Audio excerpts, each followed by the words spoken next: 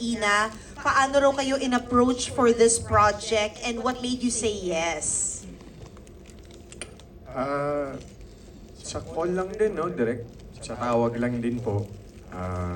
Actually, noong time na yun, iba pa yung role na in-offer sa akin. Pero nagustuhan ko na po talaga yung storya. Game na po agad ako. And na-bless ako na napunta sa akin yung role din ni Mateo. And yun po.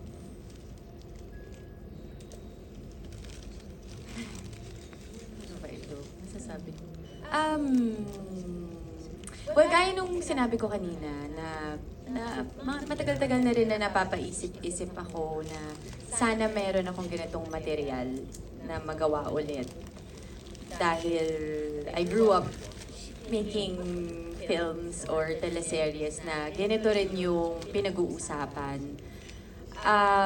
Pero it would be a different challenge. Kumbaga, ibang level na ulit dahil hindi na ako yung baby doon sa material. Ngayon, ako na yung nanay. So, parang full circle. And also, may mga tao na naging bridge para mai-offer sa akin ito. So, yun. Yun po. Thank you, Shaina. Actually sa Go ahead, Direk. dito, malaking factor na we'd like to acknowledge din kasi tayo dito as one of the producer po ang Spring Films na tayo dito si Piolo po ang isa sa mga tumulong sa amin para mabuo po yung buong casting nitong ng buong serye. Yun po. Until what, ano po yung yung mga na-suggest ni Piolo from Spring Films, of course, para mabuo po yung ensemble. Well, unang-una, tayo dito, syempre, nung pinag-uusapan namin sila JM, sila Shaina, si Nanay Ai, hanggang sa, tayo dito, sa kila Ellison, kila Daytona. I mean, tumutulong talaga sa ang Spring Films and then si PJ na tayo dito, buuin namin yung cast, yun. Alright. Thank you so much for that. Our next question is from Carlos of Mega Pelikula. This is for Sid, Shaina, and JM. How did you approach your characters sa teleserye? And ano ba yung aabangan as the series progresses? I can't answer your second question. But diving As into the safely role, as possible.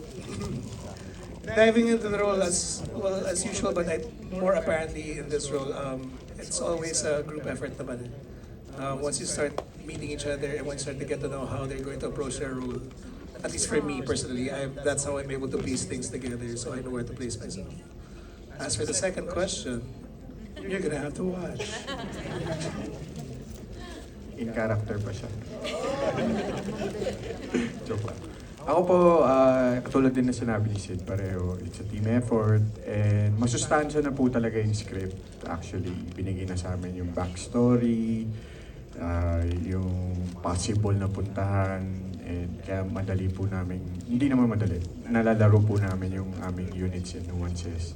And syempre nakabantay po ang aming mga direktor, lagi, tutok po sa amin yan, and yung production, sa journey ng characters namin. So, we just have to prepare mentally, emotionally, spiritually para matahak namin yung journey ng maayos and mas maganda. And yun sa pangalawa, you just have to watch. Well, hindi naman po bilang isang artista at saka bilang isang tao, parang hindi naman mahirap maging bukas. Sa ganitong mga instances, mas lalo na kung ganito yung mga kasama mong magtrabaho. Kasi kaming tatlo, parang masasabi kong meron na kaming chemistry kasi nagkatrabaho na po kami sa Alina.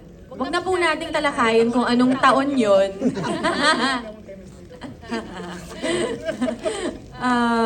Ibang nilalang pa po sila noon. So when I say na I am very proud to be able to work with them now na they're I would like to say more mature, more responsible.